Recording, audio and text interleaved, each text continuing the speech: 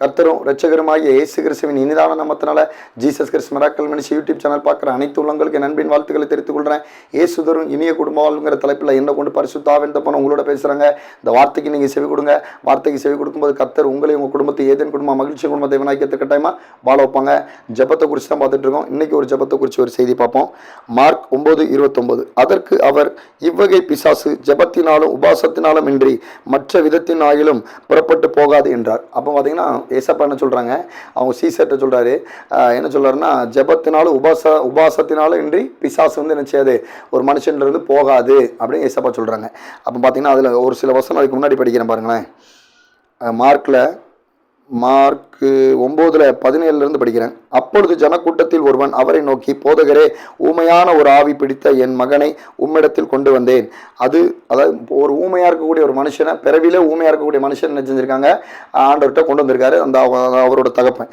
அது அவனை எங்கே பிடித்தாலும் அங்கே அவனை அலைக்கழிக்கிறது. அப்பொழுது அவன் தூரை தள்ளி பல்லை கடித்து சோர்ந்து போகிறான். அதை துரத்தி விடும்படி உம்முடைய சீசரிடத்தில் கேட்டேன், அவர்களால் கூடாமற் போயிடுச்சு என்றார். அப்போ அவங்க தகப்பா என்ன செஞ்சிருக்காரு, அவருடைய சீசட்டை, ஏசப்பாவுடைய சீசட்டை என்ன செஞ்சுருக்காங்க, என் மௌனுக்குள்ளே அந்த பிறவியிலேருந்தே ஒரு செவுட்டாவி இருக்குது, அதை துரத்தி விடுங்கன்னு சொல்லி கூட்டிகிட்டு வந்து விட்டுருக்காரு. அவங்க சீசரால் என்ன செய்யல, அதை துரத்தி விட முடியல. ஆனால் அந்த சீசர் ஆண்டவர் என்ன செஞ்சிருப்பார், ஒரு சில இடத்துக்கு போய் நீங்கள் தனியாக போய் என்ன செஞ்சுவாங்க, சுவிசேஷம் சொல்லுங்கள், போதகம் பண்ணுங்க அப்படின்னு அனுப்பிச்சி விட்டுருப்பாரு. ஆனால் அவங்க சீசரால் அது முடியலை. அதுக்கப்புறம் அடுத்த வசனம் படிக்க பாருங்களேன். அவர் பிரதியுத்தரமாக, விசுவாசம் இல்லாத சந்ததியே, எதுவரைக்கும் நான் உங்களோடு இருப்பேன், எதுவரைக்கும் உங்களிடத்தில் பொறுமையாக இருப்பேன், அவனை என்னிடத்தில் கொண்டு வாருங்கள் என்றார்.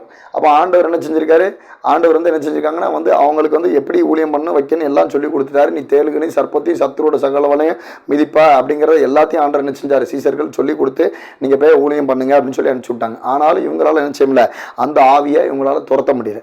காரணம் என்னன்னா, அவங்களுக்கு விசுவாசம் இல்லைன்னு ஆண்டவர் சொல்லாங்க. விசுவாசம் இல்லாத சந்ததியை.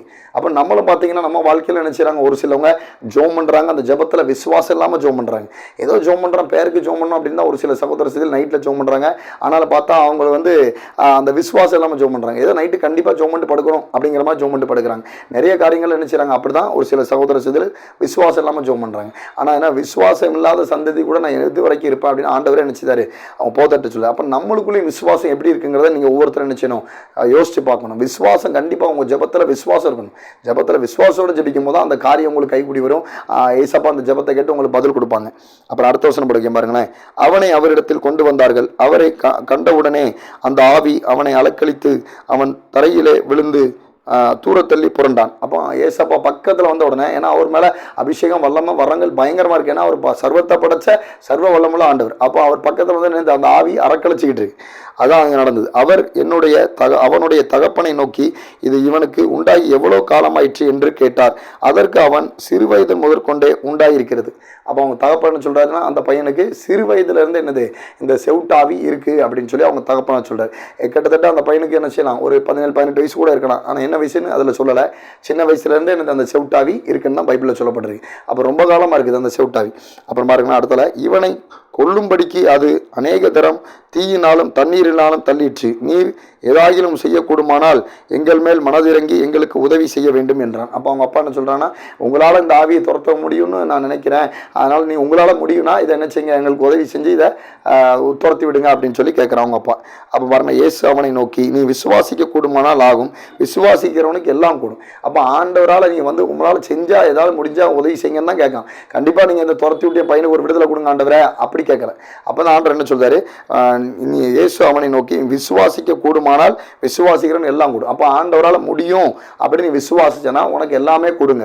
அப்போ இந்த வீடியோ பார்த்துட்டு இருக்க சகோதர சகோதரி, உங்கள் வாழ்க்கையிலும் ஏதோ பாடு, ஓத்திரம், நிந்த, சத்துரு போராட்டம், வீட்டில் கடன் பிரச்சனை, கடன்கார குடியார் கணவர் யார் இருந்தால் நீங்கள் உபவாசத்தோடு ஜெபிக்கும் போது கர்த்தராகிய இயேசு கிறிஸ்துவால கூடும், அவர் வார்த்தையினால கூடும் அப்படி நீங்கள் விசுவாசிச்சிங்கன்னா அந்த விசுவாசிக்கிறவனுக்கு எல்லாம் கூடுங்கிறார். இப்போ அங்கே ஆண்டவர் உங்களை பார்த்து சொல்கிறார், ஆண்டவராக இயேசு கிறிஸ்துவால கூடாத காரியம் உலகத்தில் ஒன்றும் கிடையாதுன்னு நீங்கள் விசுவாசிச்சிங்கன்னா, அவரோட வார்த்தையை விசுவாசி நீங்கள் உபவாசம் பண்ணி ஜெபம் பண்ணீங்கன்னா, எந்த காரியத்தில் ஜெபம் பண்ணுறீங்களோ அந்த காரியத்தில் கண்டிப்பாக அற்புதம் அதிசயம் நடக்கும்னு ஆண்டவரே சொல்கிறார் உங்களை பார்த்து. அப்போ அடுத்த வசனம் படிக்க பாருங்க. உடனே பிள்ளையின் தகப்பன், விசுவாசிக்கிறேன் ஆண்டவரே, என் அவ்விசுவாசம் நீங்கும்படி உதவி செய்யும் என்று கண்ணீரோட சத்தமிட்டு சொன்னான். அப்போ பார்த்தீங்கன்னா, நான் விசுவாசிக்கிறேன் உங்களால் கூடும், ஏன்னா ஆண்டவரை பற்றி கேள்விப்பட்டிருக்கேன் அப்படின்னால அவர் என்ன செய்வார், விசுவாசிக்கிறவங்களால கூட நான் விசுவாசிக்கிறேங்க, அப்புறம் அவனோட அவ்விசுவாசம் போகும்படி எனக்கு உதவி செய்யுங்க அப்படிங்கிறான். அப்போ நம்மளுக்குள்ளேயும் பார்த்தீங்கன்னா அவ்விசுவாசம் தான். இந்த அவ்விசுவாசம் தான் நம்மளோட வாழ்க்கையில் பெரிய என்ன சொல்ல பெரிய ஆசீர்வாதத்துக்கு பெரிய நன்மைகள் நம்மளோட வாழ்க்கையில் அனுபவிக்க முடியாத அளவுக்கு, பெரிய சில உயர்வுகள் கிடைக்க விடாத அளவுக்கு, பெரிய என்ன சொல்ல ஒரு சத்துரு போராட்டம் பிசாசுகிரியல் அது பயத்தை கொடுக்குனா அதை மேற்கொள்ள முடியாத அளவுக்கு இருக்க காரணமே இந்த அவ்விசுவாசம் தான். அப்போ அந்த அவ்விசுவாசம் நம்மளை விட்டு என்ன செய்யணும், போகணும். அந்த அவ்விசுவாசம் போகணும்னா என்ன செய்யணும், வேதத்தை அதிகமாக நம்ம தியானிக்கணும். வேதத்தை தியானிக்கும் போது அந்த விசுவாசம் நமக்குள்ள கூடும். ஏன்னா விசுவாசம் கேள்வினால இருக்க, அந்த கேள்வி தேவனுடைய வார்த்தையினால் இருக்குன்னு வசனம் சொல்லுது. அப்போ நீங்கள் என்ன செய்யணும், விசுவாசிங்கன்னா விசுவாசம் அதிகமாக ஆண்டோட வார்த்தை என்ன செய்யணும், அதிகமாக நீங்கள் படிக்கணும். அப்போ விசுவாசம் இல்லாமல் என்ன செய்ய முடியாது, நீங்கள் இருக்கக்கூடாது. அடுத்த வசனம் படிக்கிறேன். அப்பொழுது ஜனங்கள் கூட்டமாய் கூடி வருகிறதை இயேசு கண்டு அந்த அசுத்த ஆவியை நோக்கி, ஊமையும் செவிடுமான ஆவியே, இவனை விட்டு புறப்பட்டு போ, இனி இவனுக்குள் போகாதே என்று நான் உனக்கு கட்டளையிடுகிறேன் என்று அதட்டினார். அப்பொழுது அது சத்தமிட்டு அவனை மிகவும் அலைக்கழித்து புறப்பட்டு போயிற்று. அவன் செத்து போனானே என்று அநேகர் சொல்லத்தக்கதாக செத்தவன் போல் கிடந்தான். இயேசு அவன் கையை பிடித்து அவனை தூக்கினார். உடனே அவன் எழுந்திருந்தான். அப்போ அந்த ஆவி அறக்கழிச்சுட்டு என்ன செய்து, அவனை விட்டு போனவனா அவன் செத்தவன் போல கிடந்தான். இயேசு கையை பிடிச்சு என்ன செஞ்சார், தூக்கி விட்டார். அப்போ இதே மாதிரி தான் ஒரு சத்துரு, பிசாசு, செத்தாவி, மாந்திரியாவி, பிசாசினவெல்லாம் ஒரு சிலவங்களுக்கு இருக்கும். அதுவும் ஊழியக்காரங்க, அந்த அபிஷேகம் வல்லம் வரங்கள் பெற்ற ஊழியக்காரங்க இயேசுங்கிற நாமத்தை சொல்லி ஜெபிக்கும் போது என்ன செய்யும், அது அறக்கடிச்சிட்டு இப்படிதான் ஓடிப்போம். அப்புறம் அடுத்த வருஷம் பார்க்க, வீட்டில் அவர் பிரவேசித்த பொழுது அவருடைய சீசர்கள் அதை துரத்திவிட எங்களால் ஏன் கூடாமல் போயிடுச்சு என்று அவரிடத்தில் தனித்து கேட்டார்கள். அப்போ அவங்க சீசர் என்ன கேட்காங்க, ஆண்டவரே நீங்கள் எங்களுக்கு என்ன செஞ்சிருக்கீங்க, தேளுகளை சர்ப்பத்தை சத்துரோட செல்லம் இது பண்ணுறீங்க, எங்களுக்கு ஊழிய பாதையில் சொல்லி கொடுத்துருக்கீங்க, அப்போ எங்களால் மட்டும் ஏன் அதை துரத்த முடியல அப்படின்னு சொல்லி சீசர்கள் கேட்காங்க. அப்போ அதற்கு அவர், இவ்விகை பிசாசு ஜெபத்தினாலும் உபாசத்தினாலும் இன்றி மற்ற ஒன்றிலாகிலும் புறப்பட்டு போகாது என்றார். அப்போ ஆண்டவர் என்ன சொல்றாரு, அதுக்கு பதில் கொடுக்குறாரு, நீ ஜெபத்தினாலும் உபாசத்தினாலும், உன்னோட ஜெபம் விசுவாசம் உள்ளதா இருக்கணும். அதான் நம்ம என்ன சொல்ல, சீசர்ட்ட சொல்ல, உன் ஜெபம் விசுவாசத்தினால இது கண்டிப்பா அது நடந்துட்டு அப்படின்னு விசுவாசத்தினாலும் நீ ஜெபத்தினாலும் போகும்போது தான் அந்த ஒரு சில பிசாசை நீ துரத்த முடியும்னு எசப்பா என்ன சொல்றாங்க, அவங்க சீசருக்கு சொல்றாங்க. இப்பவும் பார்த்தீங்கன்னா அந்த வீடியோ பார்த்துட்டு இருக்க சகோதர சகோதரில் ஒரு சிலவங்க அபிஷேகம் பண்ணிருப்பீங்க, ஒரு சிலவங்க ஊழியம் பண்றவங்க இருப்பீங்க.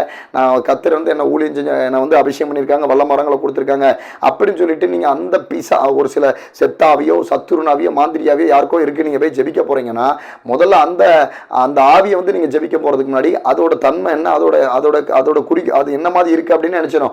கர்த்தரா இயேசு கிறிஸ்து நீங்க காத்திருந்து ஜெபம் பண்ணி அதுக்கப்புறம் உபாசத்தினால ஜெபத்தினால போனாதான் அந்த ஆவியை உங்களுக்குள்ள இருக்க ஏசப்பா அந்த அபிஷேகம் வல்லம வரங்கள் நினைச்சோம் ஆவியானவர் உங்களோட இருந்து அந்த ஆவியை துரத்து விட முடியும். இல்லை எனக்கு எல்லாமே தெரியும் அதனால கர்த்தர் அபிஷேகம் பண்ணிருக்காரு, நான் போய் அந்த ஆவியை துரத்திடும் அப்படின்னு நீங்க போனீங்கன்னா கண்டிப்பா அந்த ஆவியோட அந்த ஆவியோட கிரியல் என்னன்னு தெரியாம நினைச்சிருவாங்க, உளுந்து போயிருவீங்க.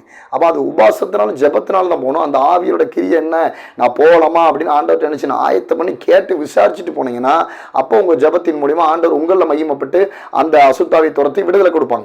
இதே மாதிரி நான் போன கிராமத்தில் 2 ஊழியக்காரங்க, ஒரு அம்மா ஒரு லேடி, அவங்களும் ஆண்டவர் பெரிய லெவலில் ஊழியம் பண்ண லேடி, அந்த அம்மா பற்றி கேள்விப்பட்டிருக்கேன். இன்னொரு ஐயா நான் போன கிராமத்தில் அவங்களும் கத்தர் வல்லமை எடுத்து பயன்படுத்தின ஐயா, அவரும் என்ன செய்தார், கைகால் விளங்காமல் படுத்து கிடக்கார். காரணம் என்ன தெரியுமா இருக்கும்னு நான் நினைக்கிறேன், அவர் வந்து என்னன்னா ஏதோ ஒரு இடத்துல ஒரு அசுத்தாவியை ஜெபிக்க போயிருப்பாரு.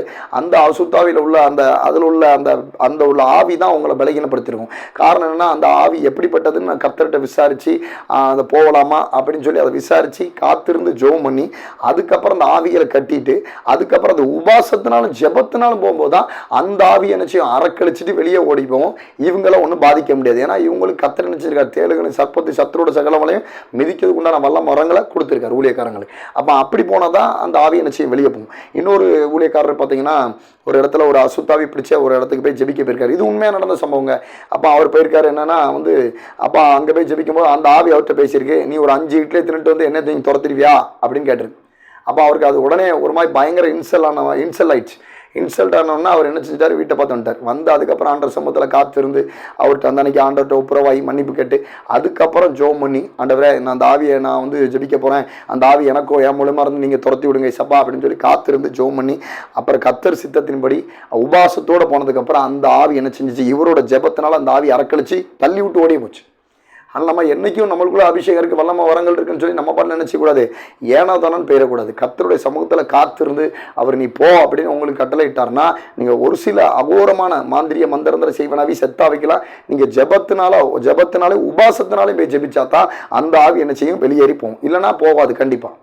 அதனால தான் ஆண்டவர் என்ன சீசரை பார்த்து நீ ஜெபத்தினாலும் உபாசத்தினாலும் போனேன்னு ஆண்டவர் தெளிவாக சொல்கிறாங்க. அதனால தான் உன்னால் அந்த ஆவியை துரத்த முடியல அப்படின்னு 12 சீசரை பார்த்து ஏசப்பா சொல்கிறாங்க. அதுமாதிரி பார்த்தீங்கன்னா அவர் ஆண்டவர் வந்து என்னது அண்ட பராஜங்களை படைச்சவர். அவர் பக்கத்தில் எந்த ஆவி வந்தாலும் கீழே விழுந்துடும். ஏன்னா உலகத்தை படைச்ச சர்வ வல்லமுள்ள தேவனாகிய கர்த்தர். புரியுதா? அப்புறம் ரெண்டாவது இன்னொன்று நம்ம ஊழியத்தில் நடந்த ஒரு உண்மையான சாட்சி சொல்கிறேன். இதே திருநெல்வேலி மாவட்டத்தில் ஒரு கிராமத்தில் நான் போய் ஜெபிக்க போயிருந்தேன். அங்கே அந்த கிராமத்தில் சுற்றி பக்கத்தில் எங்கேயோ ஒரு இடத்துல ஜெபிச்சிட்டு இருந்தேன். அந்த ஜெபச்சத்தம் கேட்டு அந்த அம்மா இன்னொரு அம்மா என்ன செஞ்சாங்க, அங்கே ஜெபச்சத்தம் கேட்க அப்படின்னு சொல்லி அந்த ஐயா கூட்டிகிட்டு வருவோம் அப்படின்னு சொல்லி அந்த அம்மா கூட்டிகிட்டு வந்தாங்க. அது மருத குளம் அந்த கிராமம். கூட்டிகிட்டு வந்தாங்க, என்ன கூட்டிகிட்டு வந்தாங்க. கூட்டிகிட்டு வந்து அப்புறம் நான் என் கூட வந்த பெரியவர் இன்னொரு வயசான அம்மா வந்திருப்பாங்கன்னு நினைக்கிறேன். இவ்வளோ பேரும் அந்த அம்மா அவங்க அக்கா, அவங்க கூட பிறந்த அக்கா.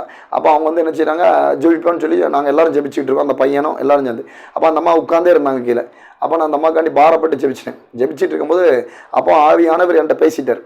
அதுக்குள்ளே ஒரு அந்த என்ன சொல்கிறேன்னா ஜெபிச்சிட்டு இருக்கேன். ஜெபிச்சு முடித்தேன் அவங்களுக்காண்டி. ஜெபிச்சு முடிச்சுட்டு சரின்னு சொல்லிட்டு அப்புறம் நான் எல்லாம் முடிச்சதுக்கப்புறம் அந்த அம்மா என்ன சொல்கிறாங்கன்னா, ஐயா எங்கள் அக்காவுக்கு நீங்கள் தலையில் கை வச்சு ஜோமனுங்கய்யா அப்படின்னு சொல்லி அந்த அம்மா சொல்கிறாங்க, அந்த வீட்டில் உள்ள அம்மா. அப்போ நான் சொல்கிறேன், அந்த அம்மாவுக்கு வந்து இத்தனைக்கும் அவங்க சென்னையில் போய் என்ன செஞ்சுட்டு வந்திருக்காங்க. சென்னையில் அந்த அம்மா அவங்க அக்கா வந்து வசிக்கிறது சென்னையில் ஒரு பெரிய பேக்கரிக்கெல்லாம் வச்சு பெரிய பணக்காரங்களாக இருக்காங்க. அப்போ அவங்க வந்து இந்த ஊருக்கு வந்திருக்காங்க, சொந்த ஊருக்கு. அப்போ நான் போய் ஜெபிச்சு முடிச்சதுக்கப்புறம் அந்த அம்மா தலையில் கை வச்சு ஜெபம்னு சொல்கிறாங்க. நான் தலையில் கை வச்சு ஜெபிக்க முன்னாடி என்னை ஒயாமல் சொல்கிறாங்க. அப்போ நான் வந்து என்கிட்ட வந்து அந்த பிசாசு நான் ஜெபிச்சுட்டு இருக்கும்போது பேசிச்சு. என்ன பேசிச்சுன்னா, நீ இங்கே ஜெபிச்சேன்னா நான் அங்கே போய் உன் மனைவி பிள்ளைங்களை போய் கை வைப்பேன் அப்படின்னு சொல்லிச்சு. அப்போ நான் அதையும் மீறி நம்ம ஜெபிக்கக்கூடாது. நம்ம வந்து என்ன செய்யணும், சாயங்காலம் போல் ஒரு 7-8 மணிக்கு நான் அங்கே வீடுகள் சந்திக்க ஜெபிக்க போயிருக்கேன். அப்போ இது சரிப்பட்டு வராது அப்படின்னு சொல்லிட்டு நான் வேண்டாம், அங்கேயே முடிவு பண்ணிட்டேன். அந்த மாதிரி ரொம்ப வருத்தி கேட்குறாங்கன்னா, இல்லை முடியாதுங்க, நீங்கள் தப்பாக நினச்சிக்கிட்டாங்க, அந்த ஆவி இப்படி சொல்லிச்சு நான் சொல்கிறேன்.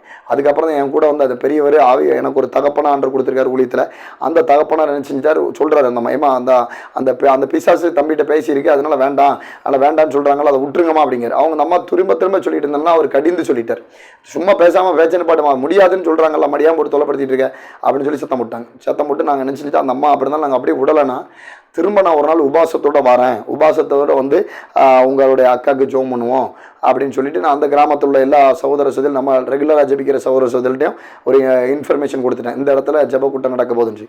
அதுக்கப்புறம் நான் உபாசத்தோடு தான் போய் அந்த வீட்டில் நானும் அந்த ஐயா அங்கே உள்ள ஒரு 25-27 மக்கள் இருப்பாங்க, இவ்வளோ பேரும் சேர்ந்து ஜோம் பண்ணோம். அந்த வீட்டில் அந்த ஆண்டோடைய வார்த்தையை கொடுத்து ஜோம் பண்ணி ஆண்டோட வார்த்தையை கொடுத்து முடிச்சு ஆவியில் நிரம்பி ஜோம் பண்ணோம். ஜோம் பண்ணும்போதே ஆண்டவர் ஆவியானவர் என்னோட பேசுகிறாரு.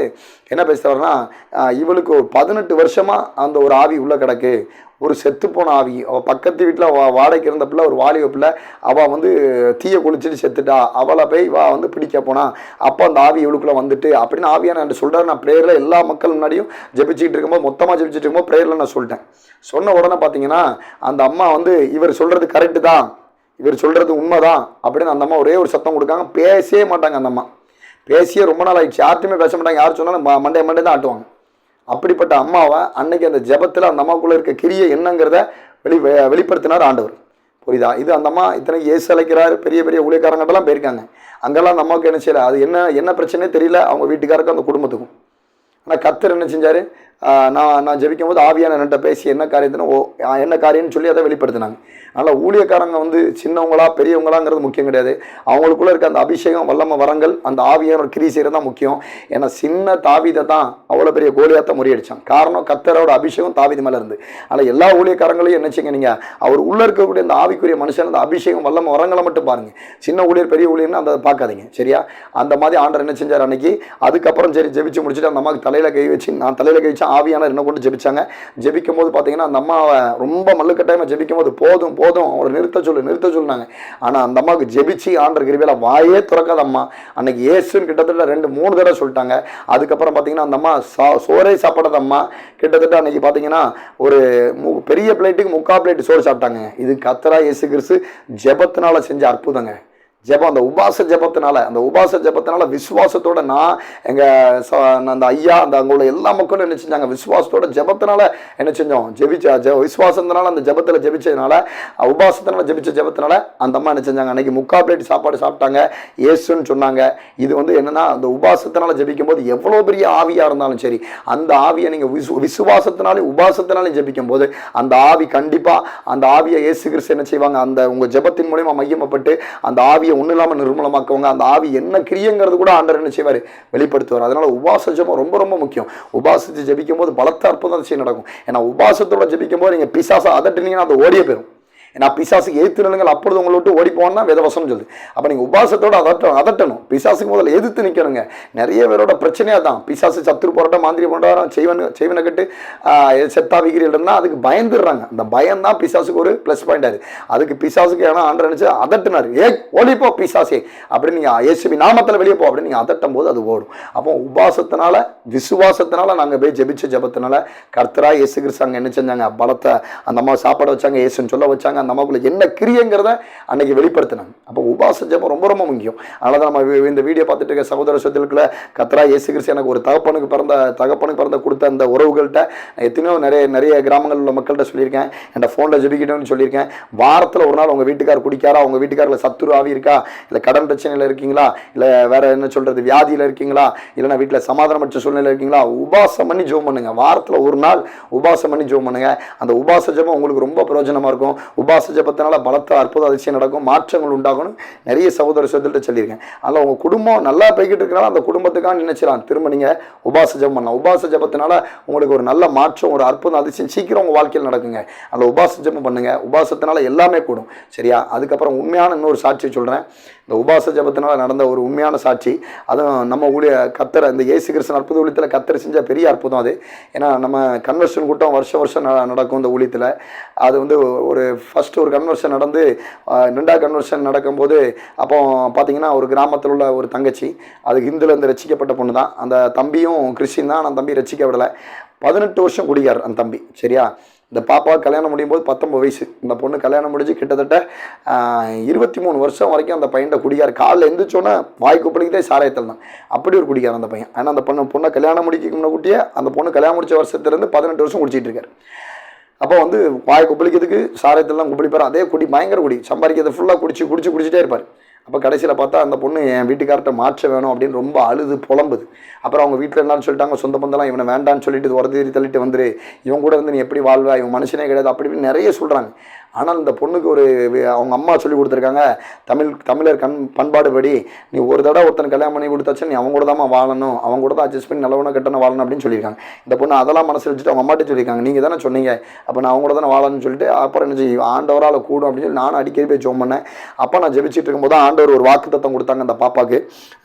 ஏசாயா 40:30 கர்த்தருக்கு காத்திருக்கிறவர்களோ புதுபலன் அடைந்து கழுக போல சேட்டைகள் அடித்து எழும்புவார்கள், அவர்கள் ஓடினாலும் இளைப்பார்கள், நடந்தாலும் சோர்ந்து போவார்கள். இந்த வார்த்தையை ஆண்டவர் எனக்கு என்ன செஞ்சார், தீர்க்க தரிசனமாக கொடுத்தாரு. அப்போ நான் அந்த பாப்பாட்ட சொன்னேன், ஏமா அந்த தங்கச்சிட்டு சொன்னேன், நீங்கள் இந்த வார்த்தையை வச்சு ஜெபம் பண்ணுமா, தொடர்ந்து உன் வீட்டுக்காரக்காண்டி ஒரு நாள் உபாசம் பண்ணி ஜெபம் பண்ணு, கண்டிப்பாக ஆண்டவர் அதில் வசனம் எடுத்து பாருங்க, கர்த்தருக்கு காத்திருக்கிறவர்களோ புதுபலன். அப்போ அவன் வீட்டுக்காரர் மனுஷரால் அவன் சொந்த பந்தத்தினால யார் சொல்லி திட்டியும் அந்த பையனை மாற்ற முடியல, குடிவெறியிலேருந்து மாற்ற முடியல, அவனுக்குள்ள கிடக்கிறது ஒரு பொல்லாத ஆவி. அப்போ அந்த உபாசத்தினால் ஜெபிக்கும் போது ஆவி என்ன செய்யும், கண்டிப்பாக வெளியேறியே தீரும். அப்போ நீ என்ன செய்யும், தொடர்ந்து நீ உபாசத்தினால ஜெபம் பண்ணு. அப்போ அவன் கர்த்தருக்கு காத்திருக்க, கர்த்தரால் அது கூடும். கர்த்தர் இந்த என் வீட்டுக்காருக்கு அந்த குடிவெறியிலேருந்து விடுதலை கொடுத்துட்டாரு, மாற்றம் செஞ்சுட்டாரு அப்படின்னு கர்த்தரால் கூடுங்கிற அந்த கர்த்தருக்கு காத்திருந்து நண்பு தங்கச்சி என்ன செஞ்சா, கிட்டத்தட்ட ஒரு 8 மாசமா ஜெபம் பண்ணான், உபாச ஜெபம். நானும் அந்த பொண்ணுக்கு தொடர்ந்து போற நேரம்லாம் அந்த கிராமத்துக்கு போற நேரம்லாம் ஜெபம் பண்ணுவேன். என்னோட உபாச ஜெபத்தில் ஜெபம் பண்ணியிருக்கேன், அப்புறம் ஃபோனில் ஜெபம் பண்ணியிருக்கேன். இந்த மாதிரி இந்த உபாச ஜெபத்தினால விசுவாசத்தோட நண்பு தங்கச்சியோட மாப்பிள்ளைக்கு நான் ஜெபிச்சேன், அந்த தங்கச்சியும் ஜெபிச்சாங்க.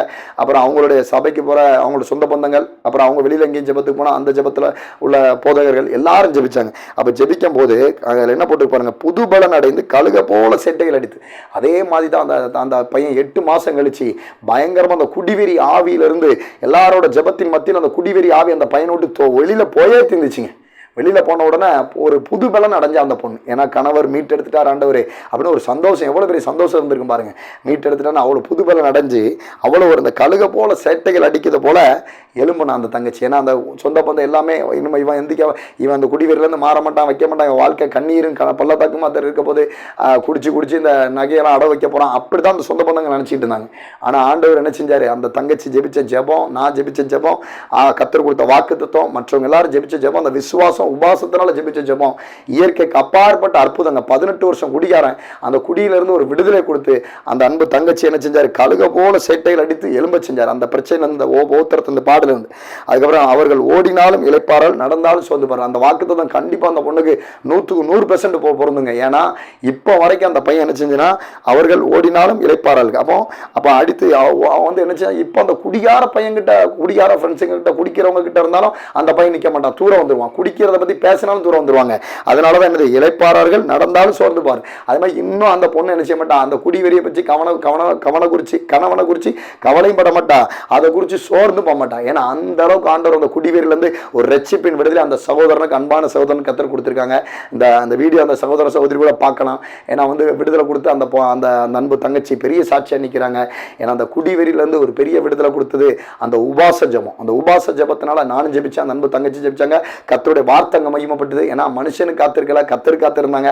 அதனால தான் என்ன செஞ்சாங்க, கழுக போல புதுபலன் அடைஞ்சாங்க. புரியுதா? கத்தர் காத்திருக்கிறவர்களோ புதுபலன் அடைந்து கழுக போல சேட்டைகள் அடைச்சு அவ்வளோ சந்தோஷம், அவ்வளோ மகிழ்ச்சி, அவ்வளோ சமாதானத்தோட நண்பு தங்கச்சி இருக்காங்க. அதனால அந்த சகோதரனுக்கு செஞ்ச அந்த விடுதலையை உங்க வீட்டுக்காரர் யாராவது குடிக்காங்களா, வீடியோ பார்த்துட்டு இருக்க சகோதரர், நீங்களும் உபாசம் பண்ணி ஜெபிச்சு பாருங்க. கத்தர் எந்த ஊழியக்காரன் மூலியமா உங்களுக்கு அந்த வார்த்தையை தீர்க்க தரிசனமான வாக்குத்தத்தத்தை கொடுத்தா அந்த வார்த்தையை வச்சு நீங்க கைப்பிடிச்சு ஜெபிச்சு பாருங்க. அது விசுவாசத்தோட உபாசத்தோட ஜெபிச்சு பாருங்க. உங்க குடிவெறியிலிருந்து, சத்துருக்கட்டிலிருந்து, பிசாசினாவிலிருந்து, மாந்திரியாவிலிருந்து, செத்தாவிலிருந்து, எல்லாத்திலிருந்தும் அந்த உபாச ஜபத்தினால கர்த்தராகிய இயேசு கிறிஸ்து விடுதலை கண்டிப்பா கொடுப்பாங்க. அந்த நீங்க விடுதலை பெற்று ஜெயம் பெற்ற வாழ்க்கை கண்டிப்பா வாழ்வீங்க. ஏன்னா அந்த உபாச ஜபத்துக்கு அவ்வளவு ஒரு வல்லம் இருக்கு, அவ்வளவு ஒரு சக்தி இருக்கு, அவ்வளவு ஒரு மகிமை இருக்கு. அதனால நீங்க உபாசம் பண்ணி வாரத்துல ஒரு நாள் உங்க குடும்பத்துல யாராவது ஒருத்தவங்க ஒப்பு கொடுத்து, உங்க குடும்பத்துல பிள்ளைங்க கணவர்காண்டி ஒப்பு கொடுத்து நினைச்சீங்க, காலையில உபாசம் இருங்க. காலையில 10 to 2 வரைக்கும் இல்ல 10 to 3 வரைக்கும் நினைச்சீங்க, தண்ணி மட்டும் குடிச்சிட்டு உபாசம் இருங்க. அதுதான் உபாசம். பழத்தை மட்டும் சாப்பிடுறதுக்கு ஆர்லிக்ஸை மட்டும் குடிச்சிக்கிறதே அது உபாசம் கிடையாது. நீங்க காலையில் தண்ணி மட்டும் குடிச்சிட்டு தான் 10 to 2 மணி வரைக்கும் உபாசம் பண்ணி ஜெபம் பண்ணி பாருங்க. பெரிய மாற்றத்தையும், பெரிய அற்புதத்தையும், பெரிய அதிசயத்தையும் கண்டிப்பா நீங்க காண்பீங்க. எவ்வளவு பெரிய சத்துரு போராட்ட செய்வனை கட்டு, மாந்திரி கட்டு, செத்தாவில் இருந்தாலும் அதுல இருந்து பரிபூர்ண விடுதலை, பரிபூர்ண மாற்றத்தை இந்த உபாச ஜபத்தை, உபாசத்தினாலும் விசுவாசத்தினாலும் நீங்க ஜெபிக்கிற ஜபத்தினால கர்த்தராகிய இயேசு கிறிஸ்து பெரிய விடுதலை, பெரிய மாற்றத்தை உங்களுக்கும் உங்க குடும்பத்துக்கும் கட்டாயமா கொடுப்பாங்க. இவன் தான் இந்த உபாச ஜபத்தை குறித்து உங்களோட ஆவியானவர் பேசியிருப்பாருன்னு விசுவாசிக்கிறேன். இது ரெண்டுமே உண்மையான சாட்சி. கர்த்தர் சித்தம் தான். இந்த 2 சாட்சியை என்னைக்கா ஒரு நாள் உங்களுக்கு வீடியோல காட்டுறேன். கர்த்தர் தாமே இந்த வார்த்தை மூலியமா உங்களோட பேசுனதுக்காக கர்த்தராகிய இயேசு கிறிஸ்துவுக்கு நன்றி செலுத்துறேன். தேவன் தாமே, நீங்க எல்லாரும் கர்த்தரால் ஆசீர்வதிக்கப்பட்ட தேவ ஜனங்கள். கர்த்தரோட கிருபை உங்களோட இருப்பதாக.